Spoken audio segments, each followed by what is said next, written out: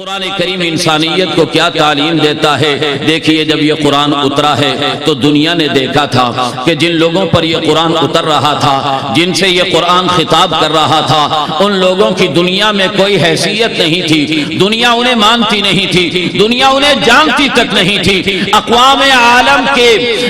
عالم کے پلڑے میں ان کا کوئی وزن ہی نہیں تھا اور انہیں کوئی جانتا تک نہیں تھا، نہ ان کی کوئی سیاسی حیثیت تھی، نہ ان کی کوئی معاشی حیثیت تھی، اور نہ وہ علمی اعتبار سے دنیا کے اندر قابل ذکر تھے۔ لیکن جیسے ہی وہ قرآن کے دامن میں آئے ہیں اور قرآن کریم کو انہوں نے قبول کیا ہے تو قرآن کریم کی تعلیمات نے ان کی زندگیوں کے اندر ایک انقلاب برپا کیا تھا۔ وہ انقلاب کیا تھا جو ان کی زندگیوں کے اندر آیا ہے؟ وہ انقلاب وہ تھا کہ جس کے نتیجے کے اندر وہ بکریوں کے چرواہے انسانیت کے امام بن کے کھڑے ہو گئے تھے، اور ان لوگوں نے پوری انسانیت کو درس سیاست بھی دیا، درس اقتدار بھی دیا، درس معیشت بھی دیا، اور علم کی گتھیاں بھی سلجھا کر کے دکھائیں، اور دنیا کو یہ بتا دیا کہ دنیا والوں اس قرآن کے اندر وہ قوت ہے اور اس قرآن کے اندر وہ جان ہے کہ اس قرآن کریم کے دامن میں آنے والے جب اس قرآن کریم کے دامن میں آتے ہیں اور اس قرآن کریم کو قبول کرتے ہیں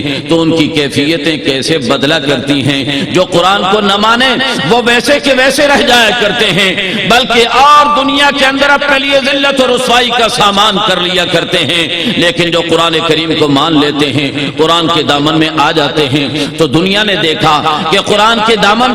میں آنے سے پہلے ابو قحافہ کا بیٹا ابو بکر تھا، قرآن نے اس میں انقلاب برپا کیا اور صدیق اکبر بنا کر کے اسے کھڑا کیا۔ قرآن کریم کے دامن میں آنے سے پہلے خطاب کا بیٹا عمر تھا، قرآن کے دامن میں آیا تو قرآن نے اسے فاروق اعظم بنا کر کے کھڑا کر دیا۔ قرآن کریم کے دامن میں آنے سے پہلے عفان کا بیٹا عثمان تھا، قرآن کے دامن میں آیا تو غنی اور ذو النورین بن گیا۔ قرآن کریم کے دامن میں آنے سے پہلے ابو طالب کا بیٹا علی تھا، لیکن قرآن کے دامن میں آنے کے بعد علی مرتضی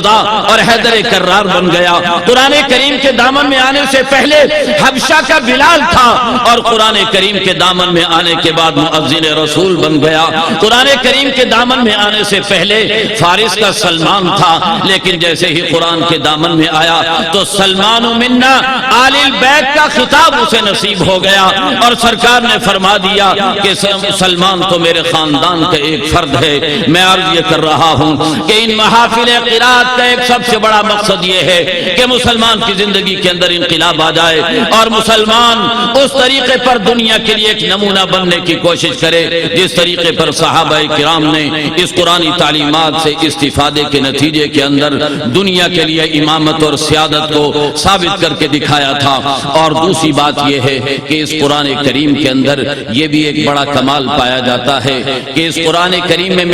مقناطیسی طاقت ہے، مقناطیسی قوت ہے۔ یہ قرآن کریم دنیا کے لوگوں کو اپنی طرف کھینچ لیتا ہے، اور دنیا میں کتنا انتشار ہو، کتنی لڑائیاں ہو، کتنا جنگ و جدل ہو، ذرا آپ عرب کے بدوؤں سے پوچھ کر کے دیکھیے جنہیں 100 سال تک اور 300 سال تک جن کے اندر جنگیں جاری رہا کرتی تھی، جن میں انتشار اور اختلاف رہا کرتا تھا، لیکن اس قرآن کریم نے آ کر کے ان سب کو یکجا کر دیا، سب کو باہم متحد کر دیا، اور قرآن نے دنیا کو یہ پیغام دیا وَاعْتَصِمُوا بِحَبْلِ اللَّهِ جَمِيعًا، اللہ کی رسی کو مضبوطی سے تھام لو۔ اس قرآن کریم نے یہ پیغام دیا کہ تم نے اپنی جتنی بنیادیں بنا رکھی ہیں اپنی علیحدگی کے لیے، تم نے جس قدر اپنے آپ کو انتشار کے حوالے کیا ہوا ہے، ان ساری بنیادوں کو اپنا پاؤں تلے رون کر قرآن کریم کے نام پر باہمی طور پر متحد ہو سکتے ہو۔ شاعر مشرق نے اسی آواز کو بلند کیا ہے، وہ کہتے ہیں بتان رنگ و بو کو چھوڑ کر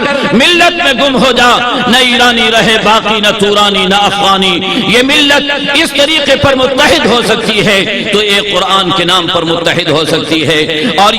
یہ محافل قرآن اور یہ قرات کی محفلیں اور قرآن کریم کی آواز انسانیت کو بلا رہی ہے، انسانیت کو متوجہ کر رہی ہے۔ آج وہ انسانیت جس نے اپنی ٹیکنالوجی کے ذریعہ اور اپنے علم کے ذریعہ انسانیت کی خدمت کرنے کی بجائے انسانیت کو تباہ و برباد کر کے رکھ دیا ہے، لاشوں کے انبار لگا دیے ہیں، خونوں کی ندیاں بہا کر کے رکھ دی ہیں، اس انسانیت کو یہ قرآن پیغام دے رہا ہے کہ رنگ و بو کو چھوڑ دو اور پھر قواریت کو چھوڑ دو۔ یہ قرآن کریم یہ صدا لگا رہا ہے۔ اگر آج مسلمانوں سے لسانی عصبیت نکل جائے، قومیت نکل جائے، اور مسلمانوں سے اگر آج فرقواریت کا خاتمہ ہو جائے تو اللہ کی قسم یہ مسلمان پھر دوبارہ پوری انسانیت کی رہنمائی کرنے کے لیے کافی و شافی ہو سکتے ہیں۔